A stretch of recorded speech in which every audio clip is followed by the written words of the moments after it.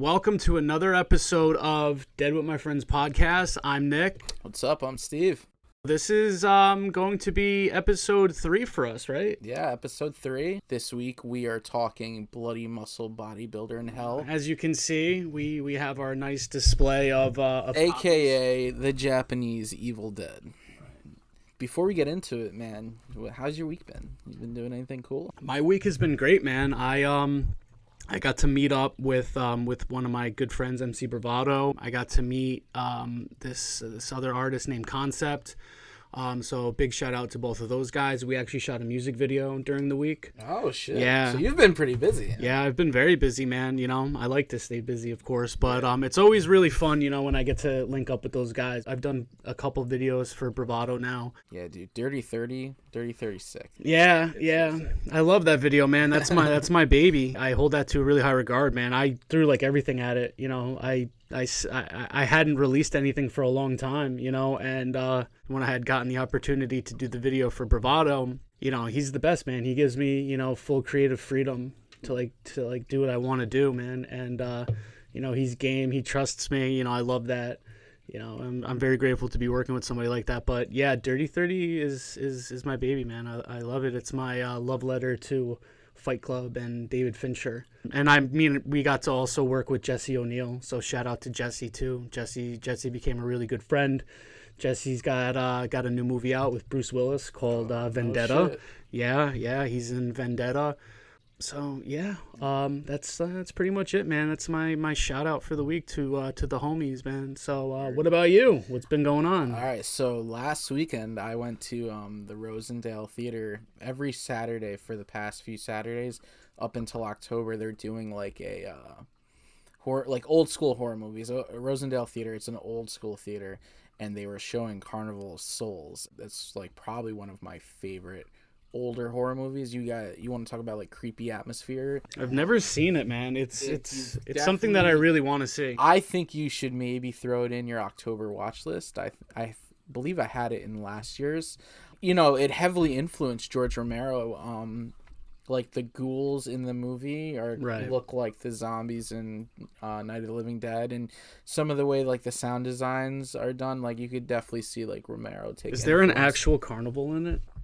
It's like a rundown carnival where like all of the souls. Dude, I fuck with carnival themed horror movies. It's not. So it's much. not like. So when I say like carnival, it's not like all like what you think of like Ghoulies 2 or the Fun House. It's not in that aspect, but it's a really good creepy atmosphere movie. And just to see a little theater like 15 minutes away, just do something like this, I was like, fuck yeah, I'm gonna go check this out. The turnout was good. There was a lot of mixed age group of like, you know, people my age, younger, older, and there were people in the crowd that dressed up like ghouls for the fucking... No shit.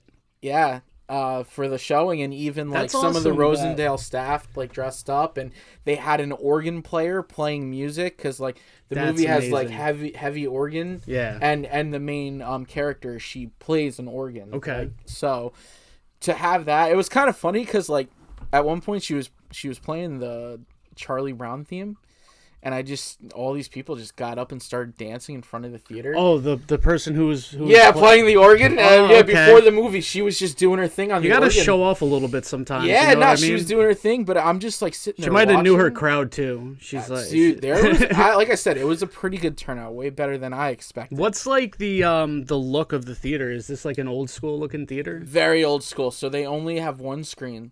Oh, that's just like the Lafayette Theater. Nope was just getting out. And they were waiting for everyone to leave that before they were letting people in. And you come in, and it's like a snack bar, and then, boom, through the snack bar is almost like the theater auditorium setup. It's very like high school auditorium kind of setup. Just kind of goes down. I'm not gonna lie, the seats were kind of rough, but yeah, because they're the foldy ones. Oh, down, dude, no! You know what's funny? Cushion. There was no cup holders, so like every time someone was taking a drink or something, they're like, it seemed like every 5 minutes someone was dropping something throughout the movie. Okay. Yeah, so it was just like, fuck, man. Yeah, you're like you're fucking sitting there, and then you hear a drop, and then all of a sudden your fucking shoes are like. Well, here's the best part is like the drinks were like the old school boiling soda, so it was either glass or like can. Oh, and, okay. Yeah, so you hear clink, clink, clink. Did you get popcorn? Yeah, I got a popcorn and I got an orange boiling soda, dude. I was like fully embraced. Because again, you always embrace yourself in like I just try to really be immersed in whatever it is I'm doing. So you can't say it enough though, man. Like you're a very theme oriented person, and you really like the experience, man. You know, that's the word that I'm looking for. You live for the experience. Exactly. Yeah, I like that though. But anyway, so these like the people that were like all these people are fucking just dancing in the front, and it's just I should have took out my phone to start recording because I was like, this is pretty wild. You should have went in and started fucking dancing. Nah, that would have been a bit weird. No. You know what's funny? There was this couple, probably a little bit, like, I would say they're mid-30s, right? Yeah. And they were definitely, like, on a date and a night out in town. And she was just, like, grabbed his hand and was like, come on. And you could tell at first he was, like, kind of like, what? And then he was like, all right, I guess I'm going to go with it. And he just started doing this. No bullshit. He was just like fucking doing the fucking Batman. Hey, fucking... yeah. Hey, man, I mean, like, that's timeless right there. Dude, everybody appreciates that, right? Yeah, I felt like I was kind of like stepping back in time being in there with the older setting and just watching this movie. And it's just, dude, the crowd was great. You know, it was like there were some funny moments. I was so shocked with how into it everyone was. Like, I was not expecting it. So the good crowd turnout ended up being part of the great experience. And then I was, you know me, dude, I gotta like rep some shit. So I'm wearing the Mahoning Drive-In theater shirt from VHS Fest of last year. Yeah. And I just hear, as I'm waiting online, he's like, yo, that guy's got a Mahoning Drive-In shirt. And then sure enough, this dude comes up to me. He's like, hey man, sick shirt. And he was like an older dude, and he's like, I do screenings at a drive-in theater in Coxsackie, and it's called Dead End Drive-In. Oh, I love the name. Yeah, which like the movie. Yeah. And so they're doing a showing, and I'm gonna try to make it. I'm getting my hand tattooed earlier that day. Wow. But awesome. I'm gonna try to make it out there because Coxsackie is only like an hour maybe north. It's like right before Albany.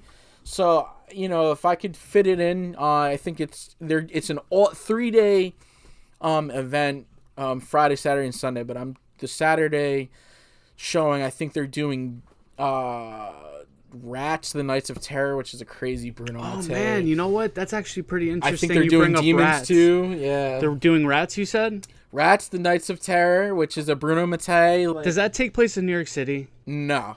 Dude, there's a rat movie. It's like a post-apocalyptic. Okay, there's a movie that Kim and I are trying to figure out, and it's about like rats in New York City. I think.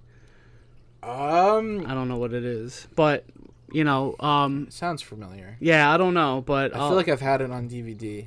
Possibly. The only rat movie I really remember was Willard. Yeah, Crispin Glover. That was a really good. Well, flip, I mean, man. he wasn't that was the remake. Yeah. But still, shout outs to Crispin Glover. But yeah, it was just cool, like, you know, wearing that shirt. Had I not worn that shirt, that guy probably would never like handed me a flyer and, you know, gotten to know like his drive-in. But it's good that you rep, man, you know. Hell yeah, dude, I'm all about it. It's awesome, dude, because it starts conversations too. Yeah. You know what I mean? Like when we had went out to VHS Fest, we stopped at the Walmart to grab supplies and shit. And, I mean, just you were wearing your VHS Fest shirt from the year prior. Yeah. And that just got us in, like, so many different conversations with people. It did, yeah. So, you know, that's, like we say all the time, like, the horror community is just the best fucking people on the planet. Hell so, yeah. You know. So welcoming and such good conversations. Yeah. But enough about sidebarring on that. Yeah, enough about sidebarring. Let's get down to it. To brass tacks. So yeah, bloody muscle bodybuilder in hell. Yeah, we're like fresh off of this right now. We literally just watched it. This is like I said to Steven, this is like the first time, you know, we actually sat down and watched the movie and like we didn't talk during it. No. We were just like, hey, you know what? Let's just save all these thoughts and comments and shit for, you know, when we hop on and discuss this. So I want to say, good call on cutting out, the flick that we were originally going to do. Yeah, we're going to do that for a later We're going to time. save it, so Steven hit me up and he was like, yo, dude, let's scrap that. Let's watch Bloody Muscle Bodybuilder in Hell. And I was like, fuck yeah, dude, because I've never seen it up until he had actually told me about it. So I had bought the Terracotta release of it. And I got that release too as well when that first dropped. And, shout out Terracotta. Great label. Yeah, great label. For Asian horror. Meatball Machine, their new Blu-ray Absolutely. release. It's like over a year or two now, but still, another great release. So, Bloody Muscle Bodybuilder in Hell. That was a fun fucking movie, bro. Like, really fun, man. I loved it. Yeah. I first saw it when Terracotta had put that DVD out. I hopped right on that shit. I was like, oh, Japanese Evil Dead, fucking sign me up, man. Oh man, yeah, sign me up, brother. And I watched it when I first got it back in 2018, and it was super late at night.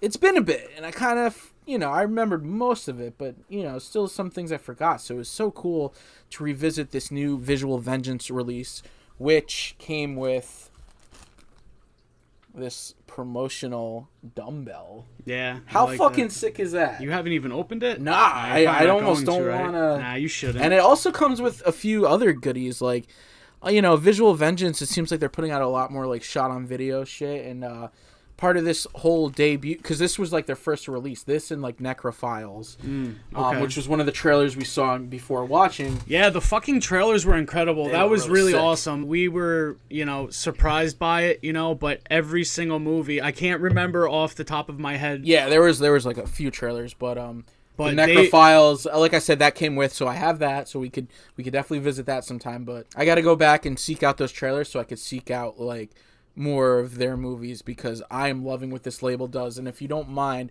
I'd like to show people what, absolutely. So again, I haven't even fully seen what's comes with in that promotional fucking dumbbell. Yeah. Ghost Stress dumbbell. Oh, does look, it says fucking groovy on there, dude. I didn't even. This is yeah. Dude. Oh, you yeah, should take brother. this to work with you. Probably should. You should. Yeah, Just a little stressful. Yeah, brother. Just like him in the beginning. Exactly. He's just pumping iron. But yeah, so I like that. Just opening up here. This is a sick cover too. Yeah. Is it reverse? Oh, of course. Oh it's yeah, reverse. All right, so again, I appreciate when fucking labels do shit like this. Just giving you a few extra goodies. Great marketing. You've got a video rental card. We remember those days. Absolutely. I'm putting that in my wallet. Rent 10, get 1 free. You got the fucking, VHS little stickers you see on the key arts. No shit. Yeah. That's fucking cool, dude. Got a little fucking write up here. Yeah. Oh man, and then a little mini poster, I believe. I think almost all. So far, it seems like both Visual Vengeance, both releases come with these little extra goodies. I appreciate when labels do shit like that, but yeah. Sorry. There we go. So yeah, little cool extra goodies. I dig it. I love when fucking labels do this shit. Just makes me want to keep supporting them. There's definitely a lot more in that than there is in this one.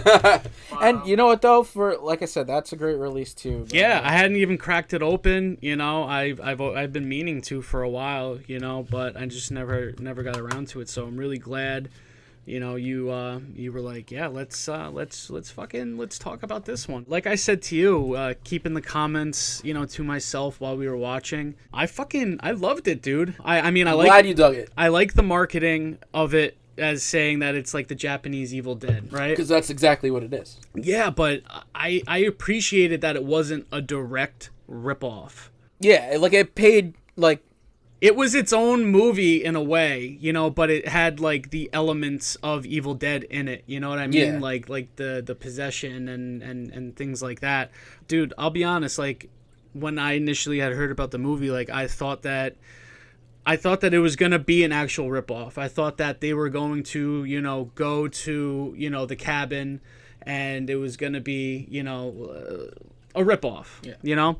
When in reality, they went there with the purpose of investigating paranormal activity, in the house. So, like, I thought that was cool. They already knew what they were getting themselves into. Real quick, just to bounce off of, like, the whole paranormal thing, like, a lot of Japanese, like, shows, there was, like, this period where, like, having celebrity guests on to, like, view paranormal videos. It's, like, a big thing in Japan, and it's just, like, it's cool to see. That's a thing. Like, ghosts are a big thing in Japan, and a lot of Japanese horror, like, Ju-on and Ringu. Yeah, and, it has a lot to do with their culture. Exactly. I mean? It's got a lot to do with their culture, it seems like. They take the do paranormal it right, man. very seriously. As we were watching this, I was thinking to myself, I'm like, okay, like, I know where we're going after watching this, and I think we need to do another Asian horror flick. I don't know what yet. I'll pick it. I'm gonna pick it this time. Yeah, but dude. It just fucking pumps me up. You know how, like, Bloodsport pumps you up? Yeah. You know what I mean? Like, that shit fucking pumps me up, man. Like, I get just so into it, dude, because it's just, like, just that side of the world just does it so right in regards to, scare and ghosts and just definitely with the ghosts, for man. sure. It is very hard for me to get scared, man, honestly. Like, ghosts give me chills. I had one experience with a ghost too, but so that's an interesting story. Yeah, that shit gives me chills, man. And then when I watch certain fucking movies, bro, I'm just like, my fucking hair stands up in certain scenes, and I'm like, wow, that's pretty fucking creepy. But yeah, no, the beginning, is of this man who similarly looks like Ash, with the blue shirt, with the blue he's got the blue collar and shirt. he's got, like, the blood similar to how Ash has it, and we see that there's this woman, she's possessed, and ultimately he does what he's got to do, and he kills her, and where does he put her body? In the cellar. Yeah, he puts her body. He puts her body in the cellar. And the storm cellar. Yeah, and then it ultimately goes 30 years after, and we see this dude who just like the dude in the beginning. It's literally the same actor. To my understanding, it was the same exact person from 30 years prior. I mean, ultimately, we had found out that it was his father, like 30 years prior. It was in the beginning, father, so he played his father. But yeah, no, it starts out and this dude's just, fucking working out and ripped and, like, really, really in his zone, and then meets up with his ex, who is that his ex? Yeah, because they had been broken up for a year, and she's, like, really taking off as an investigator for a paranormal investigator, I guess, or journalism, whatever. She wants to. They wanted to investigate the house where his father had killed that woman. The woman was, like, his lover, right? Yeah, like his mistress or something. Yeah. So, I mean, we just watched it, so if we're, butchering this or fucking it up, I don't know. So, but this is what we had gathered from it, Yeah, it was like his mistress, and she was like, "I'll never let you marry another woman," and she goes to, like, fucking stab him, and then, like, I think she ends up, like, stabbing herself on accident because he, like, deflects it, and she's just like, "There's a lot of blood." Yeah, and the blood's just, like, fucking squirting out all over, and you just kind of know what you're getting into. Yeah, They ultimately, end up going to the house. So it's the main character, it's his ex-girlfriend, and then they also bring a psychic. Yeah, who's, like, straight up out of, like, this manga/anime Mob Psycho 100. Yeah, definitely gives me major vibes. He's just straight to fucking business. Feel a presence, dark presence. Yeah, really, like, he's the real deal. You could tell. Yeah. But no, man, it was super cool. Like, I love how it was shot. I love the effects. Like, the effects were so over the top. They were silly. It was gory. But they did the thing. But then it was silly at times. But then, like, there was, like, these weird paper effects I can't explain. You just have to see it, and you're just like, what? Yeah, like, it was very weird. They did the fucking thing with the effects, man. They made it work. I mean, as silly as those effects were with the paper, whatnot, like, however they did it, dude, it's creative. I appreciate that. Yeah, it was silly, but I wasn't like, oh, this is fucking stupid. No, not at all. All right, I was like, okay. So I had to look this up, but the director, Shinichi Fukazawa, he's the main character. He is the Ash character named Shinji. And so he directed and wrote this. And just seeing some of the influences, like the psychic, he gets possessed. Yeah. And you'd mentioned he looks very like the way that they made him look when he was possessed looked just like the zombies in Dawn of the Dead. Yeah. So it was just like very blue actually. But I thought that was pretty cool. You picked up on a lot of like influence. Yeah. So there's like a few like this guy must be a Fulci fan because there was some eye gore. Yeah. And then the way there's like a nail sticking in the wall, right? Out of the wall. And the way it was shot was just like in The Beyond, where the tub zombie takes the housekeeper and like shoves her face like through it, just like it, except for it was with a hand. I was like, okay, this dude is obviously a fan of the genre. I mean, obviously, I mean he's paying homage to Evil Dead, but it was just cool seeing those influences because during my first initial watch, I didn't really catch those, so catching it this time was pretty dope. Yeah. And it just made me like love this film even more.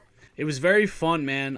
I enjoyed the whole thing throughout. There was, one moment in there when, this guy's about to go and kick ass and he gives us a fucking groovy. Yes. So, and then me and him like look at each other like, yeah, and then we fucking pounded it. Yeah, dude, hit the groovy. He said the line. Which he could have, there was a few moments where he definitely could have like said it and you had pointed it out and I agreed. It's almost like his lip like looks like he wanted to say it, but he was going to say groovy. Maybe I shouldn't overdo it, So we get one groovy in it. And you know what? It took those comedic elements from Evil Dead 2 and Army of Darkness. Like I think at one point he says like when his girl or ex-girlfriend gets possessed, he like insults her and kind of like in Army of Darkness like you got ugly real quick. You know?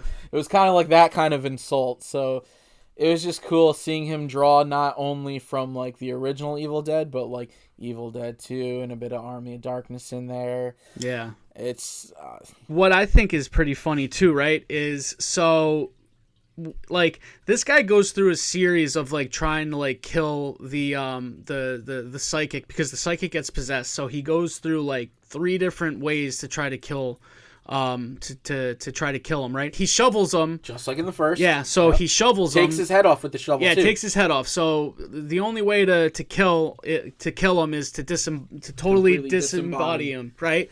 So he does that, and then he goes and he shotguns him, right? And then it's just like he's not dying. He's not dying. And the body parts are like coming together and forming.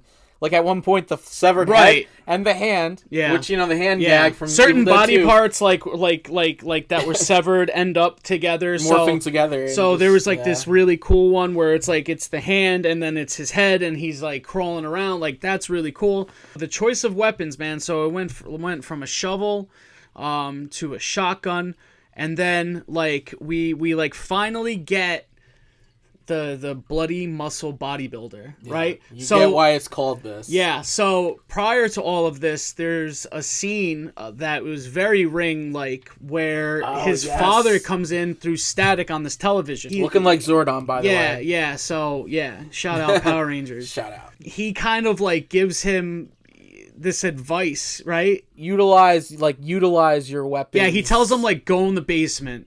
That's like kind of like his advice to him, like through this television scene.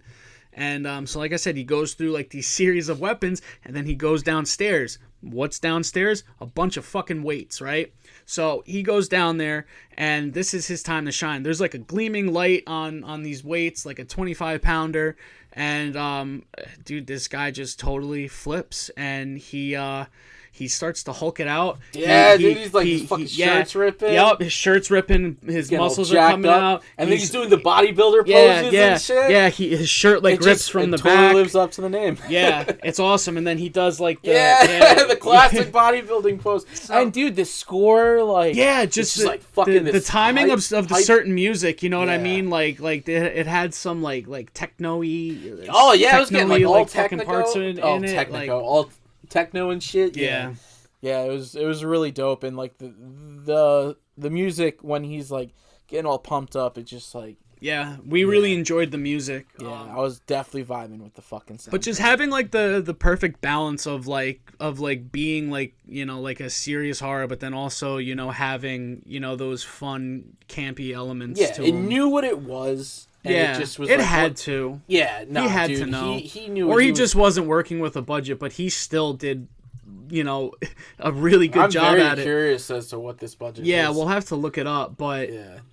I mean, he did the thing, man. He made the fucking movie. They like, did the effects, like the paper, but there was also at one point. So the woman from the cellar, comes up, almost like Ash's sister from Evil Dead, like super Deadite form. Yeah, and it is like this silly Halloween like looking mask with these big old fucking hands and shit. And the eyes will like come out, but you can see the actor's eye in one behind the angle. mask. It's like you could see his eye behind the mask.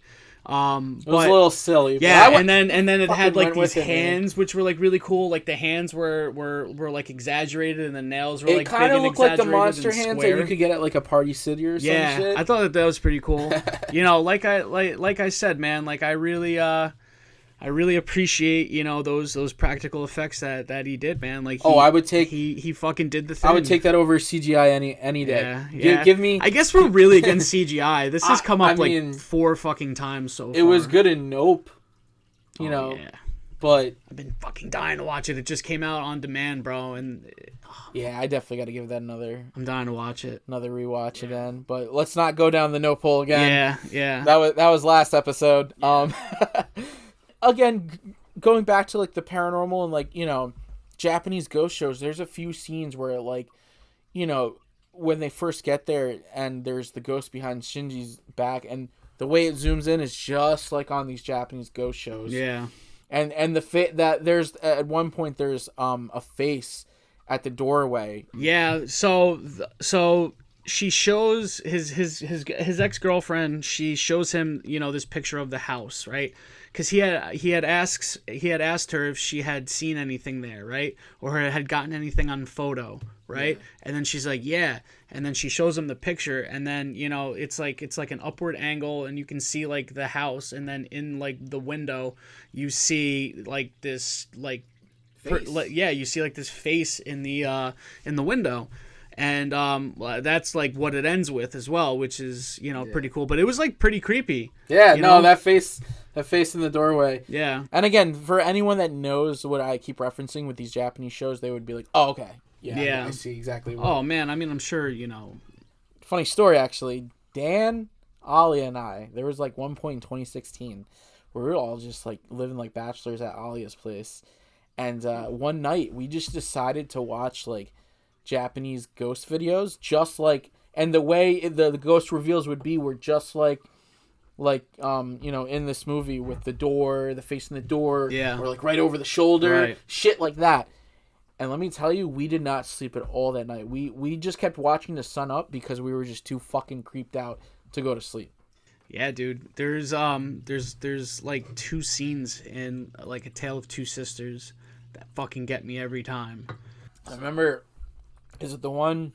It's the one scene where you see the ghost underneath. Yes, yeah, yes, that dude. Like and underneath the cabinet. When I watched that movie, it was. I texted you about that scene. Yeah. I was like, dude, I'm home alone watching this. That's a scary scene. In the middle of the night, and that scene creeped me the fuck out. And then when the one sister is in the bed, and then the ghost is crawling over her. Oh yeah, yeah, that's scary, man. Yeah. That movie, I can't praise that movie enough. It's like one of your favorites. Oh man, yeah, it's one of my favorites for sure, dude. I was so fucking blown you away gave it an honorable mention on the top 10. Yeah, it is so good. But so once the possession happens, dude, it was just pretty intense throughout. You know what I mean? Like it didn't stop. It didn't like let up. It was again, this movie's only an hour and 3 minutes, so it just gets right to it. Oh, I love that. Yeah. I love it too. It wastes no time. Well, so it was a real good time, man. I appreciated everything about it, and I'm really impressed with the release. Yeah, Visual Vengeance again. I guess they're a partner company to Wild Eye Releasing. Okay. Or sister label or whatever. Wild Eye Releasing has been out for a bit, so it's cool to see this offshoot of that. Yeah. And it seems like they specialize in shot on video, and I definitely will be picking up more of their releases. Yeah, I mean, I'm definitely gonna seek out a copy of that. This is definitely a movie I would watch again too, man. Like, willingly watch it. Yeah.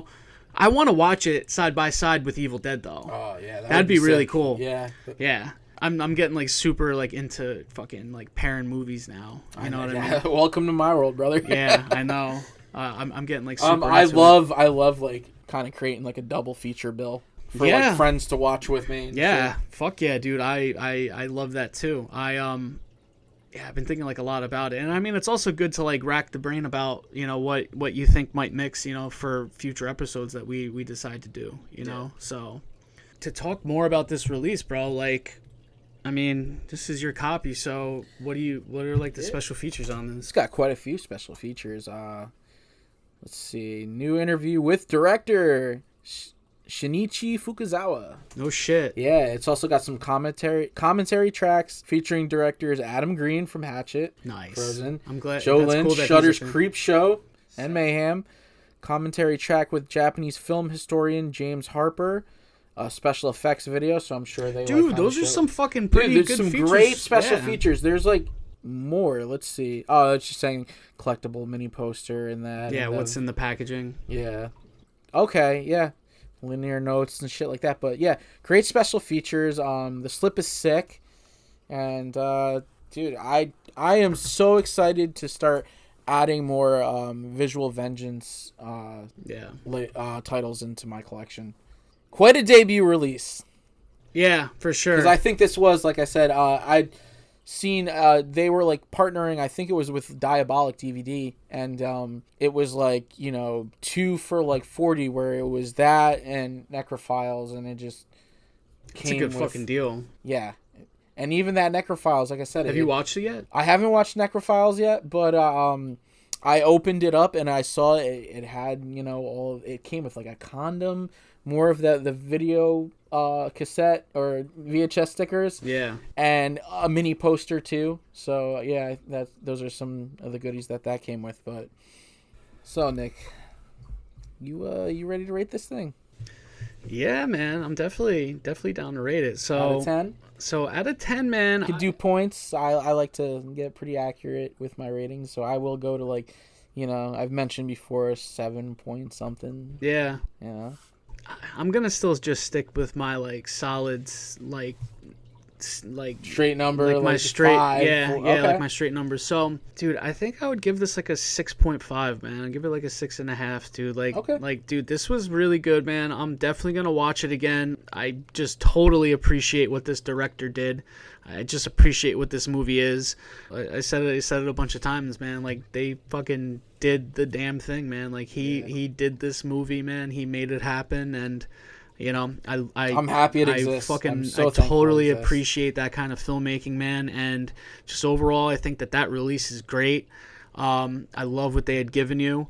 So I mean, it's not like that adds any points to how I feel about the movie, but I just. But you'll definitely be picking up this. Yeah, I'm gonna definitely seek it out, man. Yeah. Absolutely. And I like I said, I mentioned before, but I'm keeping my terracotta. Yeah, of course, man. I mean, it's one of the earlier releases, man. So I mean, I appreciate that. Mine's still sealed too, so like now I can maybe just like try to flip it. Nah, man. I don't think that has much value. Fuck out of here with that shit. Yeah. I don't collect to flip. I collect to fucking. If I don't like it, then yes, I will try to sell it. Yeah. But if I enjoy it, I ain't buying double fucking like Beyond copies. the Door for me, man. Like I watched it and then I fucking immediately sold it. Like I sold it that night. Oh, that night? Yeah, you were like, fuck this. Yeah, Kim and I had watched it and we fucking Exorcist ripoff. Yeah, we didn't like it, but there was like a couple different cuts that they had with it, and I had asked one of my friends about like, oh, which one do you recommend? Like to watch first, because I hadn't seen it before. So maybe like if I had watched one of the other cuts, I can't remember if it was like a director's cut or something. But yeah, we fucking watched it, and I was like, I'm getting rid of this thing. And then like she like left the room and then came back, and then I was like, I sold it already. So I did that with Beyond the Door, and I did that with Crash, the David Cronenberg. Yeah. I fucking hated that movie. Yeah, it just doesn't seem to like really interest me. I've watched the trailer a few times. I'm like, yeah, and it seems, I don't know. It seems like safe bet to miss out on. I don't know, man. I thought it sucked, but it had James Spader in it, dude. And I love James Spader. Yeah, so do I, man. So I was like, cool. I was like, but it just wasn't a fucking movie for me at all, man. So yeah, I immediately sold that too. And didn't flip it, dude. I mean, I don't even think I flip, bro. I fucking lose money, with reselling if I need to, and I don't do it to really get any financial gain off of it, dude. I'm just all right. I need more room. Yeah. For me, that's it. It's just like I didn't love this, so I need room for other films that I want to get. But I guess I'll go into my rating. Yeah, what's your rating? I'm coming in at a 7.7, and shit. I am so happy this fucking movie exists. Me too. When that Terracotta got released, I was hyped then, and I was hyped to see it released on Blu-ray now. And this is just definitely one that I'm like, hey, you like The Evil Dead? Great. Check out the Japanese Evil Dead, because you're going to have a fun time watching it. It's silly. It doesn't take itself seriously. But, the horror elements are still pretty there, and the gore, there's some good gore in it too. Yeah. It's just a fucking fun, wonky film. Yeah, definitely check it out. Definitely check it out. I wish this director did more, but it doesn't look like he did. Yeah. Looking at his IMDb before, doesn't look like he did much more. So yeah. Who knows where his career had went to, but anyways, it happened with Miami Connection. I don't you know what I mean? It's just you just kind of get these one-hit wonders with these filmmakers. And well, he was ashamed of it. He wouldn't talk about I know. There was a whole Vice. Well, he lost a lot of money on it, right? And he just kind of buried his head in the sand and just went back to teaching taekwondo. Yeah, but what I'm getting at with that is there's always this newfound appreciation for movies like this that exist. Yeah. But it's fucking amazing that there are companies out there that appreciate it. Dude, we were talking before. Just the heyday of video rental stores and Blockbuster and just mom and pop shops was great, and I missed that time. But at the same time too, I feel like collectors are thriving. We are getting all of this forgotten movies that are just getting these new releases. And it's almost getting to the point where I have to make a back catalog of films that I want to get in my collection but just can't right now. Yeah. Because I have to prioritize, I feel which releases do I want more and which ones can I wait on, But I just feel movie collectors are just thriving with all of these new releases.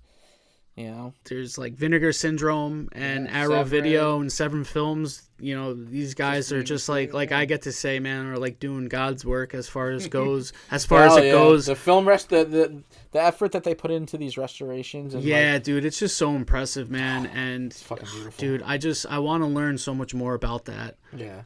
Personally, man, I just especially archival. Once they get that original negative, 35 and shit, and just the whole process. Did you see what Vinegar Syndrome did? They showed you their archive.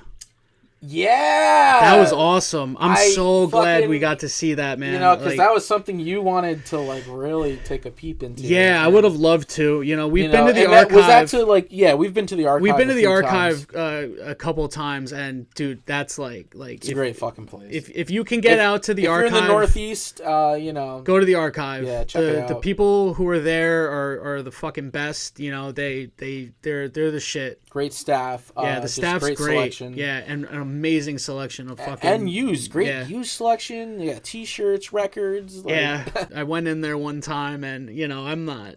I just went in there and I'm talking to one of the staff there, and I was like, I would love to get a tour of the archive, of the actual archive, where they hold all the prints and stuff. And he's like, yeah, that's not gonna happen. Yeah, he was just I was like, I wasn't asking, but he was like, yeah, that's not gonna happen. But I totally fucking get it, dude, because all the surprises are there.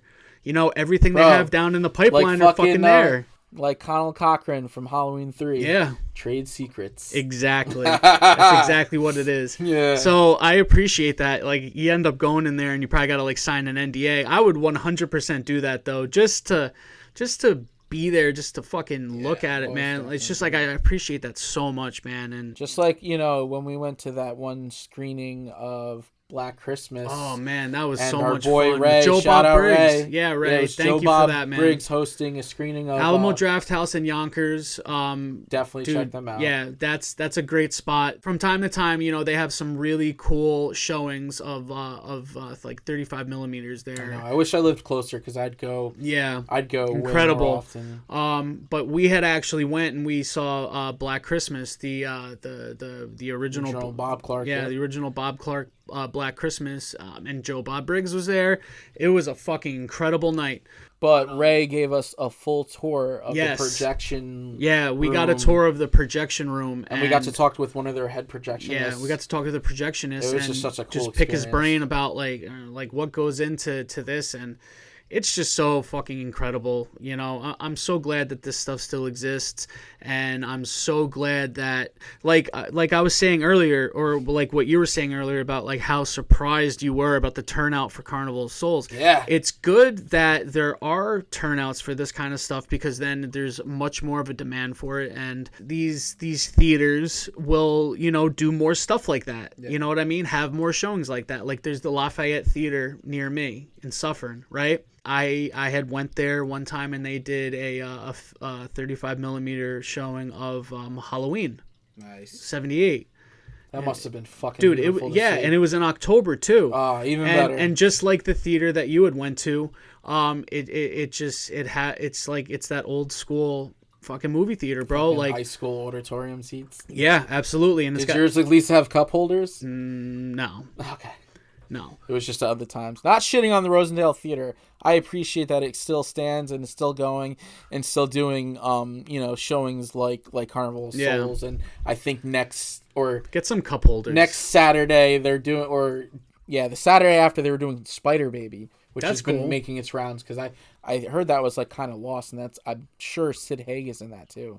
It's like an early Sid Haig film. That's cool. But yeah, cup holders, man. I never realized how much of a now you have the appreciation and a gift they are. And a fucking recliner. Yeah, you know what I mean. Yeah, like you could fucking sleep there, bro. Like totally. Yeah, but the Lafayette, man, has the marquee, bro. The beautiful marquee in the front. It's one screen. They have.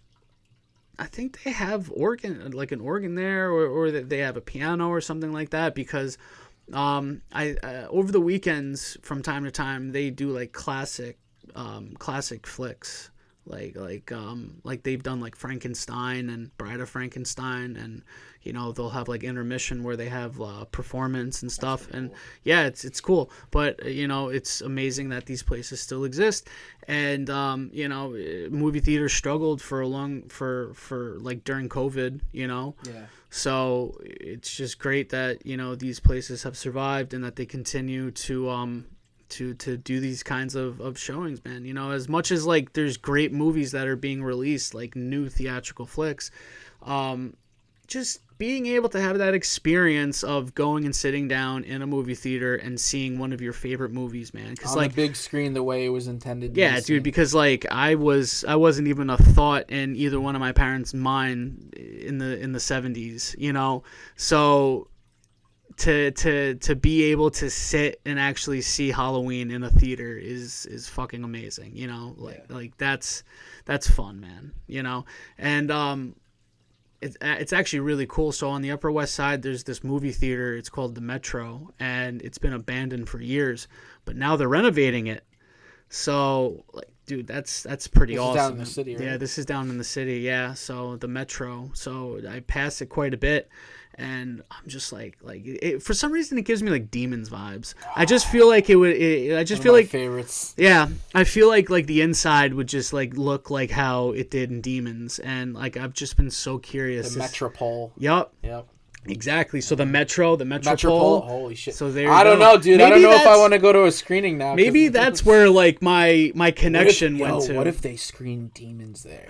Dude, let's see. Let's try to champion for it. Yeah, let's petition for that. We'll stand out with signs and be like, yo, you got to play Demons. But they're renovating it and restoring it, and I'm pretty sure that it's going to be ready to go next year. Speaking of all this theater talk, yeah, you want to talk about what we're doing this weekend? Yeah, so this weekend, upon the time of recording. Yeah, upon the time of recording, we're summer's coming to an end. We're going into September now, and no, brother, we are in September. Yeah, so the pumpkin spice and all the fall shit and Halloween decorations. So we're all out there now. Yeah, so we're going up to Fair Oaks Drive-In. And, in the Middletown area, by me. Right, and they're doing a Fright Fest. Yeah. So they're doing, how many movies are they doing? It's 5 movies from sundown to sun up. From like 7 p.m. till like 7 in the morning. We're like 5 in the morning. So Dee Wallace is going to be there. So they're doing Cujo and they're doing The Howling, right? But before that, they've got... Alan Howarth, who's playing a set right before the movie started. And he did that last year. We've seen him do that. I think I've seen him do that at the drive-in maybe about 2 times. And Alan Howarth is such a nice guy. The sets are awesome. And it's incredible. They do the screen in the back, so like whatever music score he's playing to, they'll play clips from the movie. So he'll do Halloween. I'll do like fucking... he'll do Halloween. He'll do Escape from New York. Yeah, Escape from New York. Big Trouble in Little China. I think Christine was in there at one point. Yes, he does Prince Christine. of Darkness. Yeah. So, I mean, anybody who knows Alan Howarth knows that he's worked very closely with John Carpenter throughout both of their careers.